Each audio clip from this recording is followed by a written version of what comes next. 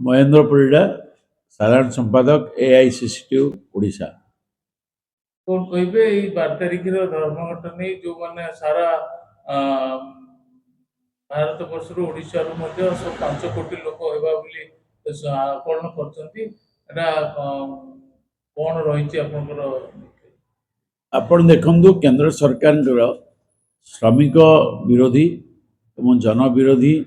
जो नीति ता विरोध रे आसंता फेब्रुआरी 12 तारिख रे देशव्यापी धर्मघट बंद डाकरा दिखाई 10टी केंद्रीय संगठन आईएनटीयूसी, एआईटीयूसी, एचएमएस, सीआईटीयू, एआईसीसीटीयू, टीयूसीसी, एलपीएफ,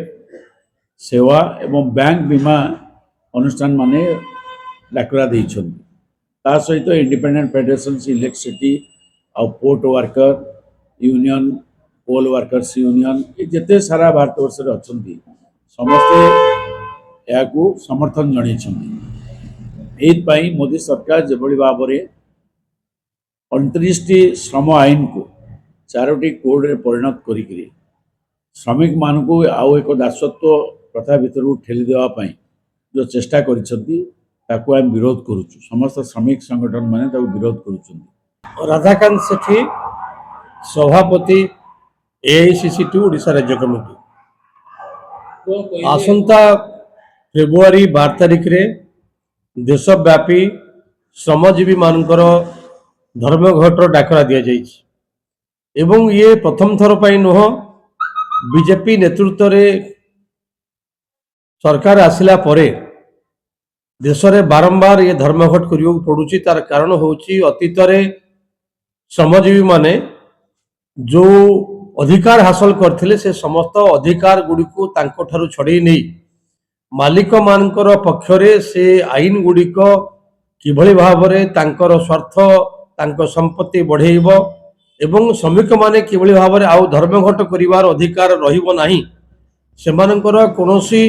मुलचाल करिवार मध्य अधिकार रहिबो से समस्त व्यवस्था गुड़ी को सरकार कर देश सारा जेभली भाव रे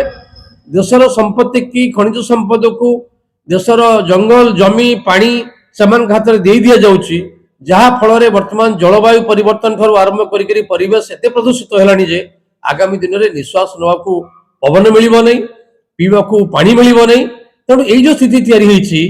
भारत वर्ष रे जनगण भारत वर्ष श्रमजीवी जनगण से निष्पत्ति करछंती आगामी फेब्रुआरी 12 तारिख रे पाखापाखि 30 कोटी लोके से रास्ता को ओल्हेबे एवं समस्त